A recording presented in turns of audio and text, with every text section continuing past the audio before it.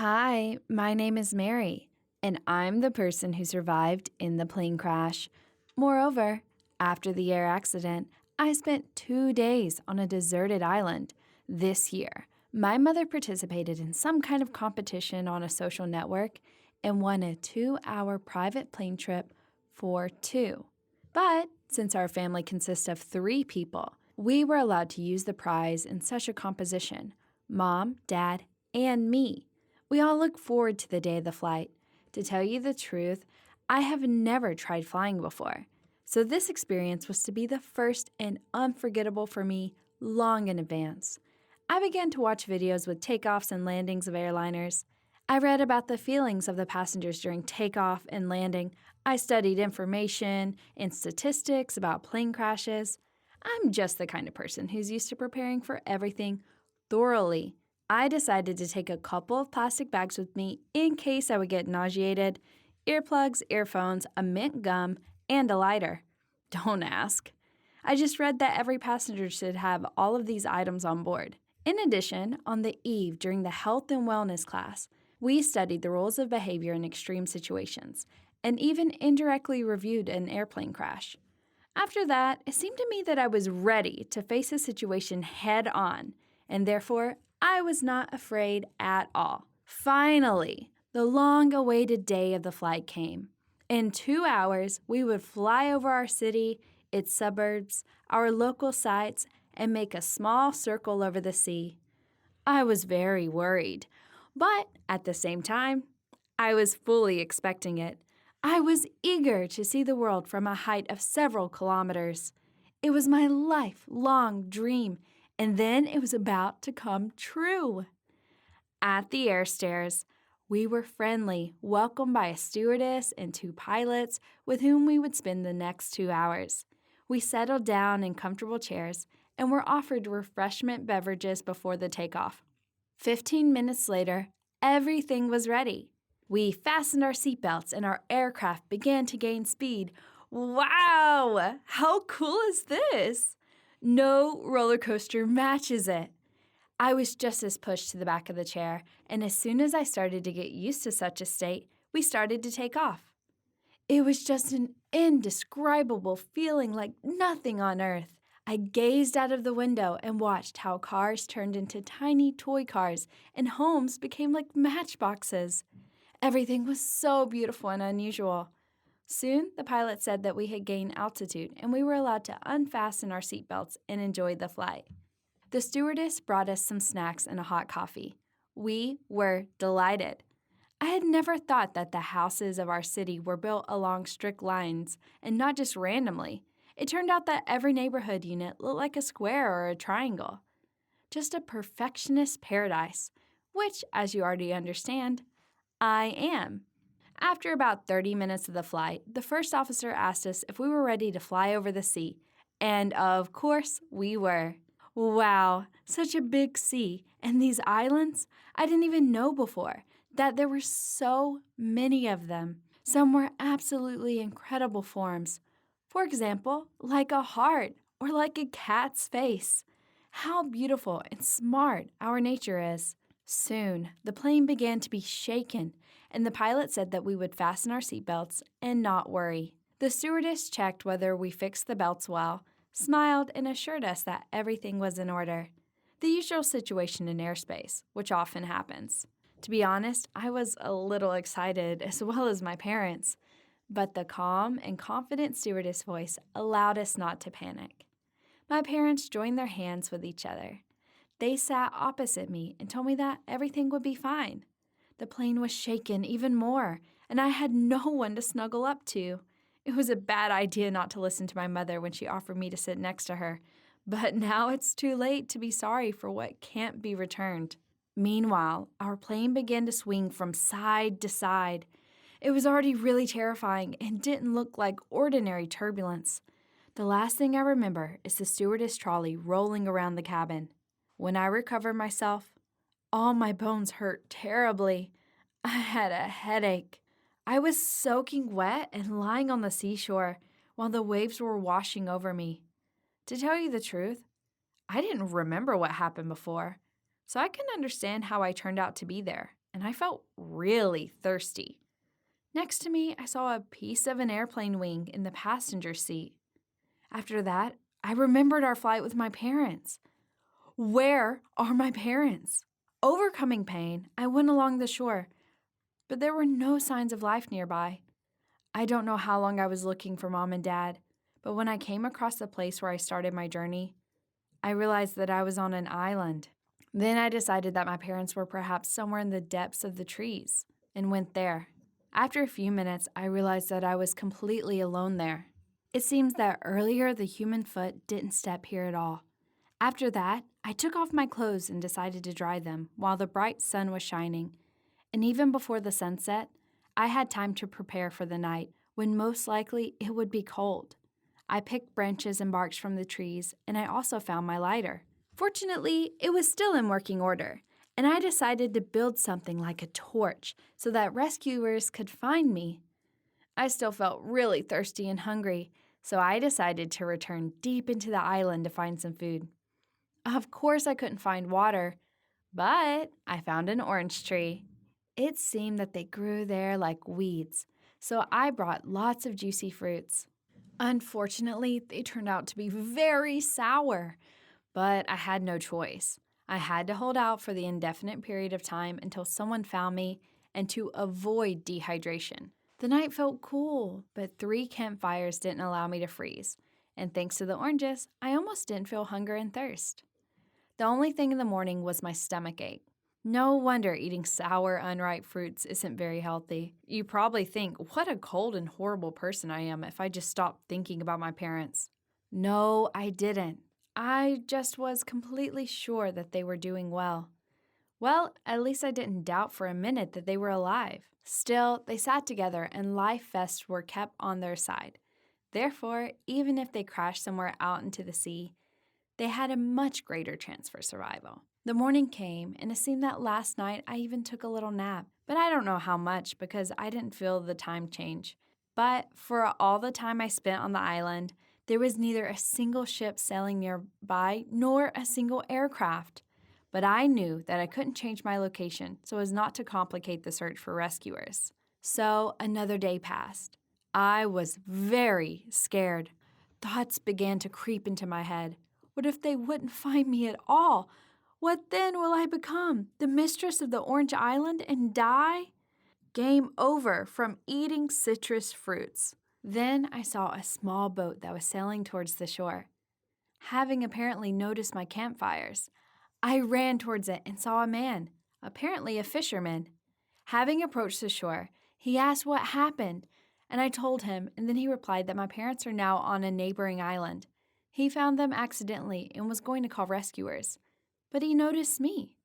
Actually, my mother's eyes have an Asian shape. In addition, they are brown, and my eyes are exactly like my father's, big and blue. I didn't understand what was happening, but one thing I knew for sure, I needed to be saved, and this man is far from the one he claims to be. I asked the stranger to give me a couple of minutes to change clothes and rushed into the darkness in the very depths of the island. But it was clear that he would find me anyway, sooner or later. Therefore, my goal was to hold out as long as possible. When I ran in search of a secluded place, I heard the sound of an approaching boat. I decided to get as close as possible to it to see who was there. I hoped they were lifeguards, and my hopes came true. Those were them. I rushed towards them, but got stuck. A rough male hand had shut me up, and I heard a whisper, "Be quiet and don't move a muscle." Damn it! He caught up with me. Is this really the end? The boat moored ashore, and 2 rescuers came out with flashlights. A minute later, I gathered all my strength and bit the hand holding me. My abuser cried out loud. A rough male hand shut me up, and I heard a whisper, "Be quiet and don't move a muscle." Damn it! He caught up with me. Is this really the end? The boat moored ashore, and 2 rescuers came out with flashlights. A minute later, I gathered all my strength and bit the hand holding me. My abuser cried out loud, and I rushed to run towards the rescuers. It's over. I'm in good hands. But unfortunately, they couldn't detain that crazy man. He hit his boat while they provided me with first aid. 30 minutes later, we were at the airport, where I was met by doctors and psychologists. First of all, I asked where my parents are and how they are doing. They told me that they were in the hospital and they would soon take me to them. Later, already in the hospital, my parents told me that during the flight, the wing of the plane was torn off, along with the seat in which I was sitting, so I flew away in an unknown direction. My parents and the cockpit crew were able to land at the nearest military training area using the remainder of the aircraft, but they got off with injuries and scratches. Now, I think it's just incredible luck that the seat didn't tear itself away from the wing, because otherwise, I would simply have crashed down from many kilometers high. But the wing played the role of a parachute and then a raft, so it took me to the sea, and then I was blown ashore to the island by waves. You know, I understood one thing from this whole situation. It's important to visit the health and wellness classes to additionally study information about what to do in extreme situations and not to drop guard even for a while.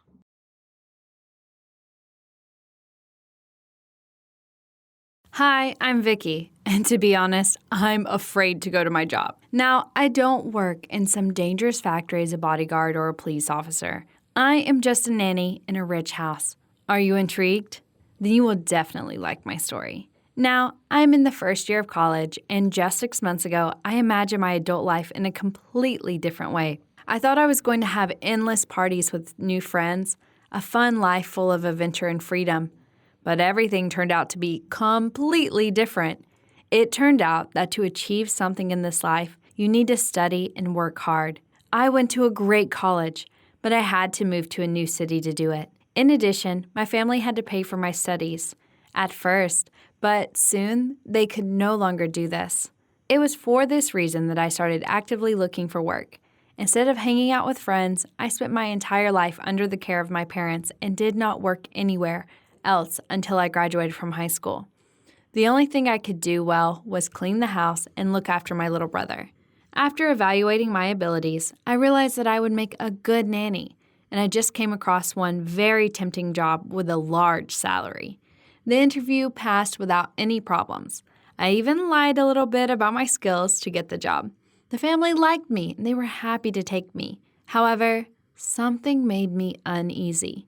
When I asked why they were looking for a young nanny, they said that Christopher was being treated unfairly by adults. They see him as some kind of monster, even though he's a very good boy. And the very next day, I met Christopher, who turned out to be a very nice guy. But if I knew what was ahead of me, I would have immediately run away from there. Christopher was 13 years old, which surprised me at first because I expected to see a little boy.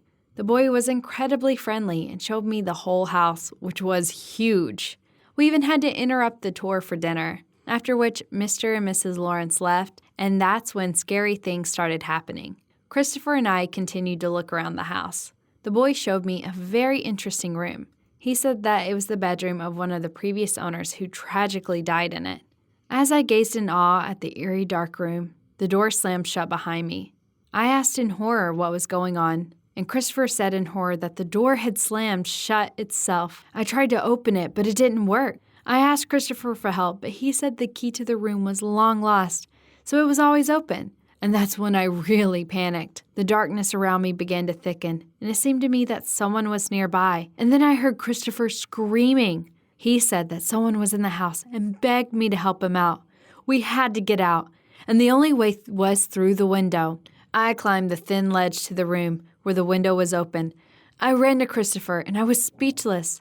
From what I saw, he was sitting at the table as if nothing had happened, drinking tea and watching some show.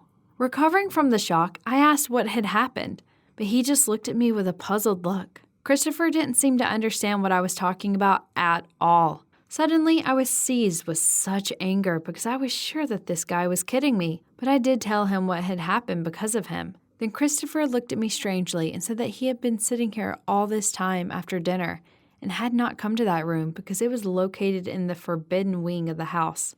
Christopher was so genuinely terrified that I sat down in the chair next to him and sat there until his parents had arrived. I didn't tell them anything about what had happened, but creepy thoughts haunted me all night. And all the next day, I suddenly felt like the heroine of the supernatural or some other series about paranormal phenomena. I didn't want to go to work the next day, but I had no other choice. Oddly enough, everything went fine. But then, when there were only a couple hours left until the end of the working day, strange things began to happen to Christopher again. It was like he wasn't himself. The guy started giving me orders and calling himself Count Radsfold.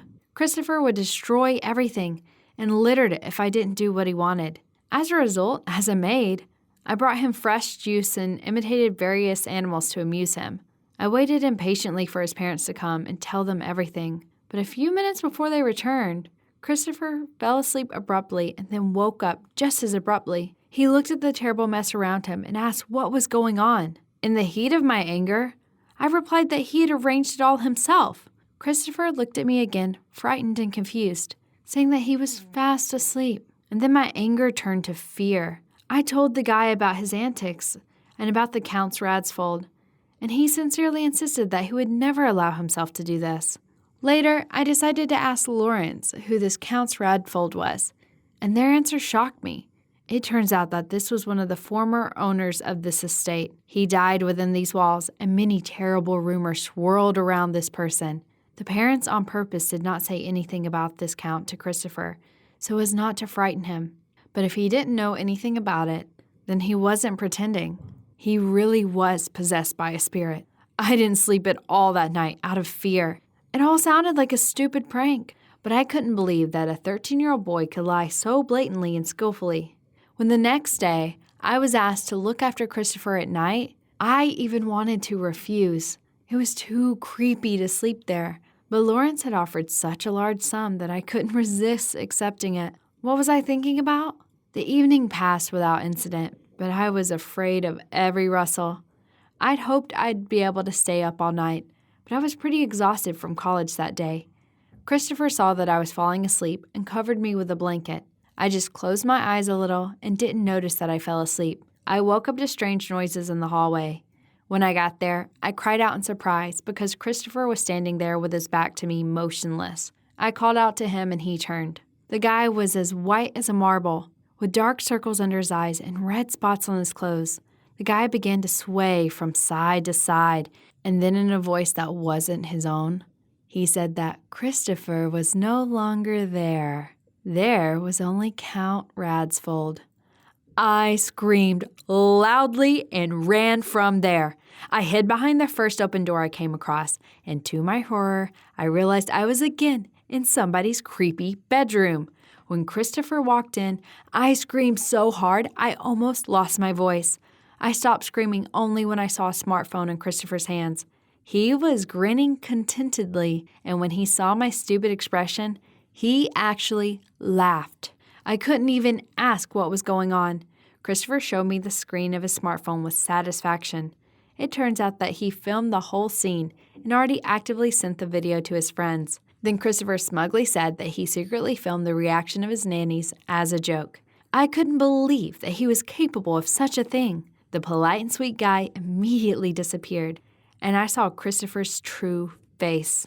That's why all the nannies ran away from him. He was a real monster. The guy had an incredible acting talent, and therefore acted out grandiose scenes. Only recently, he accidentally found out about the Count who died here, and decided to try a new prank. Emotionally, I said that now he will definitely not escape punishment. But when I told his parents everything, they didn't believe me. I asked them to check his smartphone, but there was no evidence either. With frustration, I could hardly hold back my tears, and Christopher stood behind his parents and smiled disgustingly. They are blinded by love and continue to see their son as a real angel, turning a blind eye to the obvious. They paid me the promised money, but asked me to leave. Well, I wasn't even upset about getting fired. I got a job as a nanny in another family whose rate per hour was less, but with whom I was comfortable working. Would you have coped with such a difficult teenager? Write your answers in the comments, click on the thumbs up button, and share this video with your friends.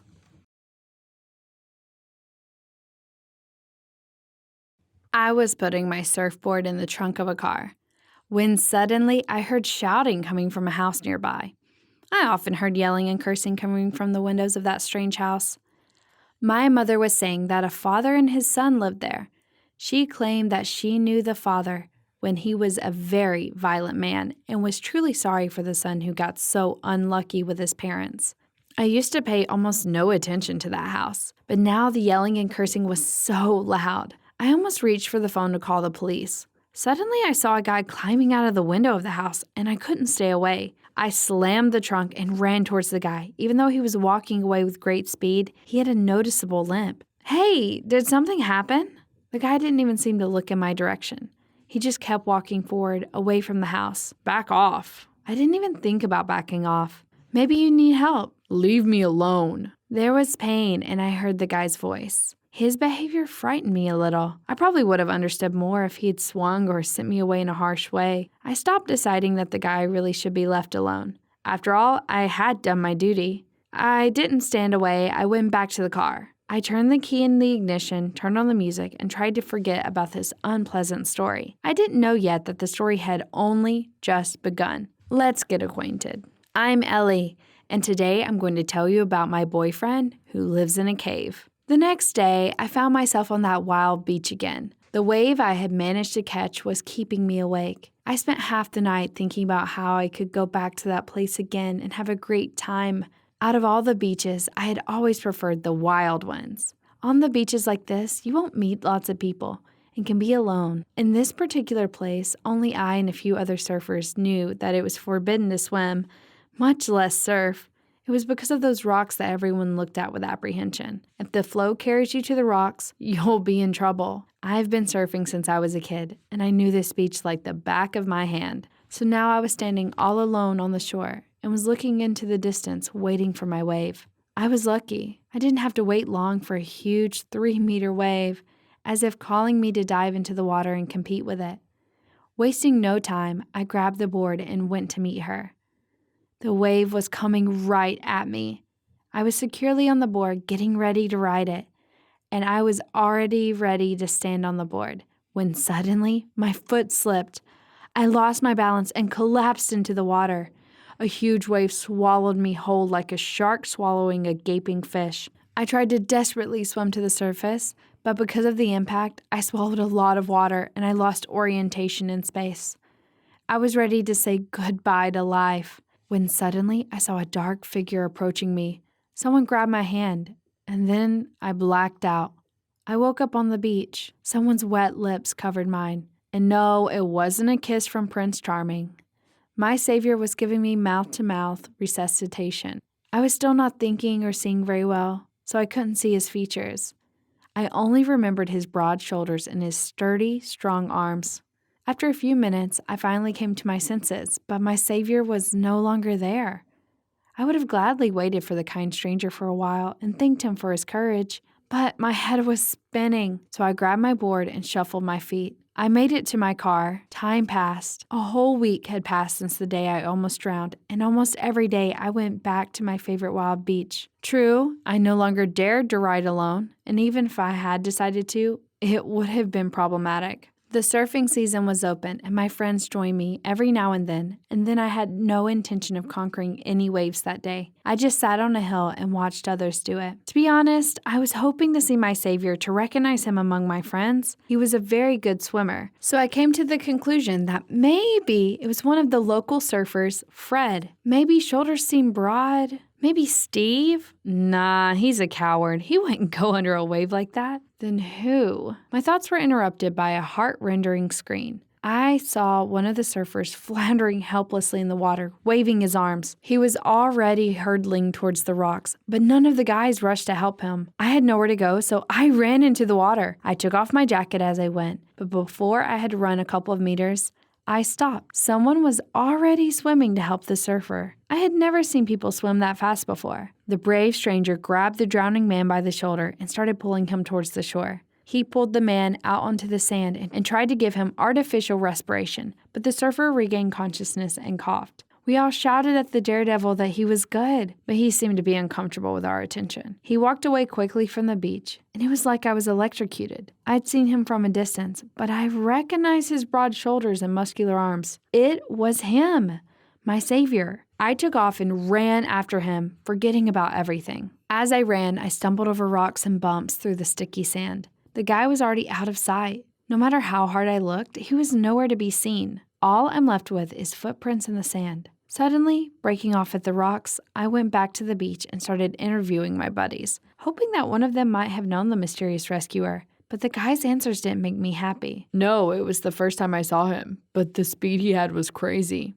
I don't know. He doesn't seem to be from here. I met him a couple of times. He even showed up in town. That answer encouraged me. Really? Where? In the supermarket near our house. Do you happen to know his name? No, he seemed very angry to me, as if someone had hurt him badly. I walked around the beach for a long time, pestering my buddies with questions, but my efforts led nowhere. It got dark and there was no one left on the beach. I was upset for good and wanted to go home. Suddenly, I noticed that on an island, a couple of 100 meters away from shore, a faint column of smoke was going up into the air. Maybe it was him, my savior. Without a moment's hesitation, I grabbed my board and headed towards the island. By the time I finally made it, it was really dark, and only the bright moon illuminated the strange island. I stuck my board in the sand and sat down on the shore to catch my breath. Music was playing somewhere nearby. I got up and went to the call of the cheerful tune. Finally, it led me to a camp that someone had set up in the heart of the island. Nearby, I noticed the entrance to a cave. At that moment, a guy about my age came out of the cave. He was holding a book when he saw me. He stopped dead in his tracks and just stared for a few seconds. Clearly not believing his eyes,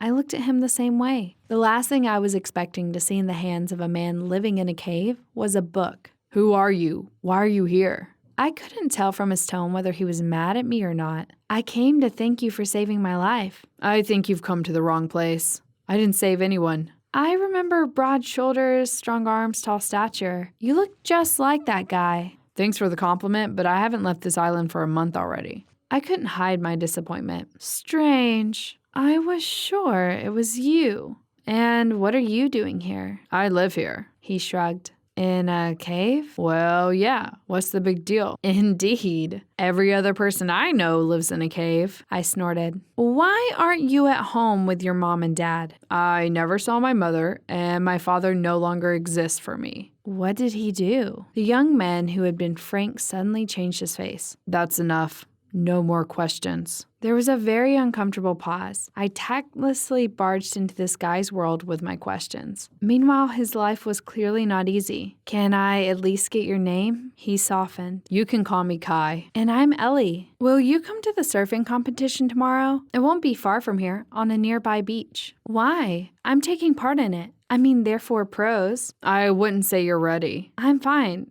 Wait, how do you know if I'm ready or not? Kai brushed me off like an annoying fly. Never mind, it's time for you to go. It's late and dark. I really did have to get back. I turned around and took a few steps in that direction I'd come from. When I decided to say one last thing, I really did have to get back. I turned around and took a few steps in the direction I'd come from when I decided to say one last thing. I knew it was you. Kai was silent, not even looking up at me. I decided that this was the end of our conversation for real. All the way back, I thought, what could Kai's father have done? His son decided to leave him and live in a cave. The next morning, I went to the competition. A crowd of spectators had already gathered on the beach, and lifeguards were on duty. There were clearly more participants than I expected, and judging by their confident looks, they were experienced athletes. I looked around hoping to see Kai in the crowd of spectators, but yet he hadn't come. What a pity. The competition began, and I was looking forward to my turn. The ocean was really going wild. The host announced that the last wave was already 4 meters. Hearing this, the crowd cheered enthusiastically. Okay, there's nothing to be afraid of. There are lifeguards and boats, although the boats won't do much good if someone is carried to the rocks. A wave is coming. For our next contestants, Sam Kane. A wave is coming. For our next contestants, Sam Kane, Steve Blum, and Ellie Fisher. We grabbed the boards at the same time and ran to the ocean. It was huge. I haven't conquered one of those yet. I rowed as fast as I could. The wave was getting closer and closer. I got up on the board and was surprisingly good at keeping balance. However, I did not rejoice for long. I didn't have time to get out of the pipe when a huge torrent of water came crashing down on me. It knocked me down. The wave dragged me under the water, then threw me back to the surface. A few minutes later, she was already carrying me to the rocks. I tried to swim to twitch my legs, but it was no use. The boats can't get that close to the rocks, which means there's no use waiting for help. I swallowed a lot of water. When I was about to pass out, something tugged at my arm with tremendous force. The last thing I remember before I passed out, I woke up already on the shore. Strong arms, broad shoulders. My savior giving me CPR. The fog in my eyes finally disappeared, and I saw Kai's face. I smiled weakly. I knew it was you. You could have found a safer way to do this. I interrupted him with a kiss. The guy was at first taken aback, and then he suddenly hugged me. I was very happy to be alive, all thanks to my keeper. And has anyone ever saved your life? Write your answers in the comments and leave a like if you enjoyed this video.